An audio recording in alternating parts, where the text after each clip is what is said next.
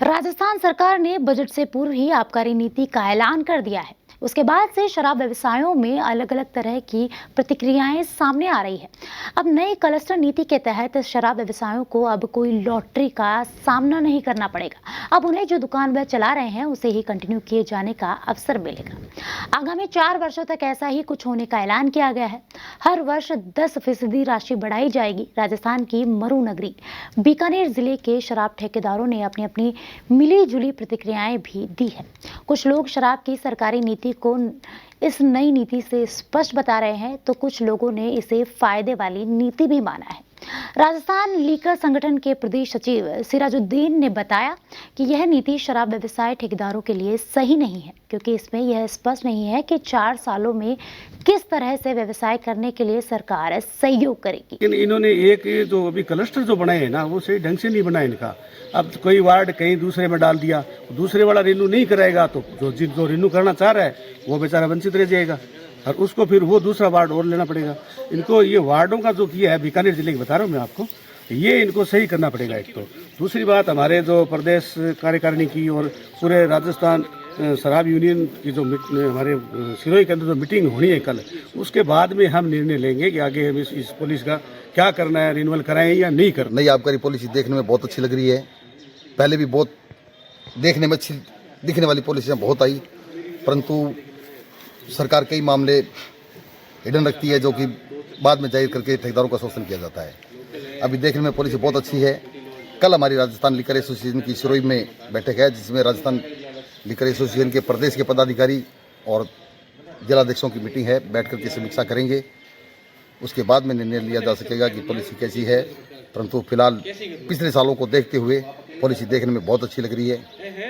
अब सरकार की इसके पीछे क्या मानसिकता है वो आने वाला समय। नीति के तहत राज्य सरकार ने जो आबकारी नीति जारी की है उसमें ही दोनों चीज़ों का ध्यान रखा गया है।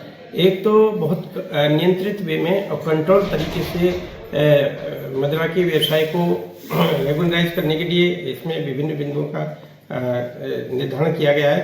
साथ ही समाज में शराब के प्रचलन को कम करने के लिए भी बहुत ही प्रभावी और अचूक उपाय इसमें बताए गए।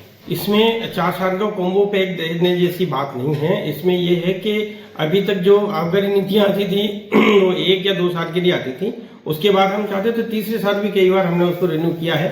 इस बार चूंकि व्यवसाय में स्थायित्व प्रदान करने के लिए और अव्यवस्थाओं को कम करने के लिए सरकार ने 25 से 29 तक की आबकारी नीति जारी की है, और जिसमें जो न्यूनतम बढ़ोतरी होती है गारंटी में वो केवल 10% ही उसमें की है, और आगे भी 10% के लिए ही कहा है। लेकिन जो ड्यूटी में बदलाव और ड्यूटी स्लैब में जो बदलाव किया गया है उससे भी इससे अनुज्ञाधारियों के ऊपर, उनके व्यवसाय के ऊपर इस बात का निश्चितात्मक प्रभाव कम पड़े। अगर कोई अनुज्ञाधारी आज की तारीख में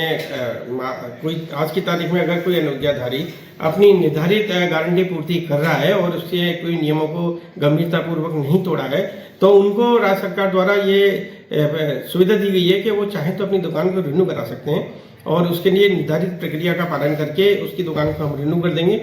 लेकिन रिन्यू करने का प्रावधान यह है कि प्रत्येक जिले में या प्रत्येक क्षेत्र में कम से कम 70% अनुज्ञाधारियों की दुकानें रिन्यू होंगी, तो ही उस जिले को हम नवीनीकृत कर पाएंगे।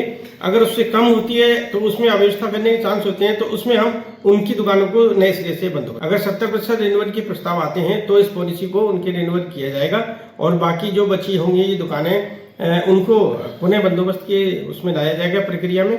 लेकिन वर्तमान में जो स्थिति है अनुज्ञाधारियों की और पूरे राजस्थान सरकार में विभाग की, उसमें यह है कि बहुत कम ऐसी संभावनाएं हैं कि रिन्यूअल के अलावा हमको दोबारा से इनका बंदोबस्त करने की नौबत आएगी। 10% हर साल बढ़ेगा, लेकिन वो टर्म्स एंड कंडीशन पे डिपेंड करता है कि आने वाले समय में जो ड्यूटी स्लैब वगैरह है उससे उसका प्रभाव ये है कि उन पर कोई निश्चितात्मक प्रभाव व्यवसाय पर नहीं पड़ेगा। उसके लिए सरकार ने ड्यूटी में कुछ बढ़ोतरी की है, और इसमें क्या है कि अनावश्यक जो प्रसार जो होता है वस्तुओं का, उसमें थोड़ी कमी आएगी और अव्यवस्थाओं को रोकने में सहायता मिलेगी।